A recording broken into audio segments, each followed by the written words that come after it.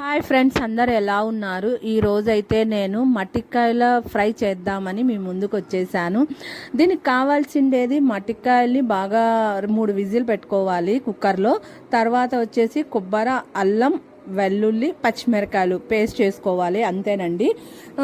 దీంట్లో వచ్చేసి కొద్దిగా ఆయిల్ వేసుకొని ఆయిల్లో ఆనియన్స్ బాగా ఫ్రై అయిన తర్వాత ఈ ఉడకపెట్టిన మట్టికాయలు వేసి ఫ్రై చేసి దాంట్లోకి అల్లం, వెల్లుల్లి, పచ్చిమిరకాయల పేస్ట్ వేసి కలిపి దించేయడమేనండి. చాలా సూపర్గా ఉంటుంది. ఇది మా అమ్మ రొట్టెలోకి చేస్తానింది.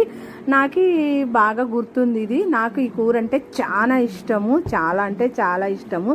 ఈ మట్టికాయల్ని ఒక్కొక్కరు ఒక్కొక్క పేరుతో పిలుస్తారు, కానీ మా ఊర్లో అయితే మాత్రం ఖచ్చితంగా అంటే దీన్ని మట్టికాయలే అని అంటారు. అంతేకాదండి, ఈ కూర సైడ్ డిష్గా చాలా బాగుంటుంది. చపాతీలోకి బాగుంటుంది, అన్నంలోకి బాగుంటుంది. కొంతమంది